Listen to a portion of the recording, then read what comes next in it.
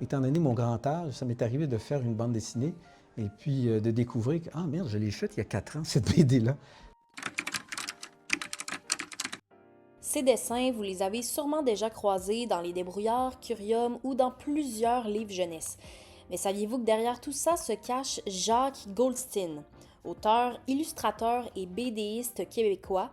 Il fait partie des grands noms de la littérature jeunesse d'ici depuis plus de 40 ans. Nous sommes donc allés à sa rencontre. En fait, quand j'étais petit, je voulais devenir dessinateur et un directeur d'école m'a découragé. Il m'a dit, si tu choisis cette branche-là, tu ne mettras pas de beurre sur ton pain. Fait que là, j'ai eu peur un peu. Il a eu raison de me dire ça parce que je ne mets jamais de beurre sur mon pain. On met de la confiture, du Nutella, du beurre de pinot, mais j'aime pas le beurre, ni la margarine. J'étais en train de faire la bande dessinée de juillet-août, la bande dessinée des débrouillards et aussi la bande dessinée de Van l'Inventeur. L'inspiration, j'ai pas le choix, il faut qu'elle vienne parce que là, on a des deadlines et puis il faut produire. Donc, quand je fais du vélo, je réfléchis à mes idées. Bon, ça, c'est l'histoire de Robert. Donc, Robert, il arrive en retard, donc il se fait engueuler par le coach.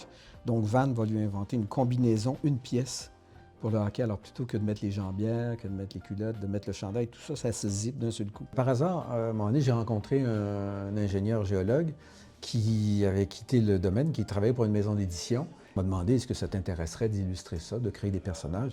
Puis là, j'ai dit, oh my God, moi je ne suis pas un dessinateur professionnel, je n'ai pas été à l'école.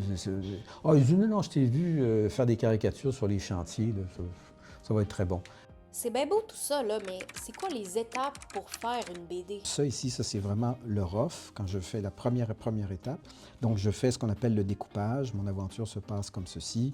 La deuxième étape, ça consiste à faire ceci. Donc j'ai vraiment mon rough comme ça. Et puis là, hop, j'ai une deuxième série de brouillons. Alors là, c'est comme si la bande dessinée, on a tout le squelette. Une fois qu'on a ça, on est en voiture, là. Et puis après, ben ça c'est le dessin vraiment final, l'ancrage. Là, on fait très, très attention. On peut rajouter des détails. Alors, c'est très, très long parce qu'en fait, une page de bande dessinée comme ça, ben, ça prend, je dirais, peut-être 1 minute et demie à lire, en fait. Mais les gens ne pensent pas que pour dessiner ça, ça t'a pris 1 journée et demie. Très important pour réussir, il faut avoir des bons crayons, OK?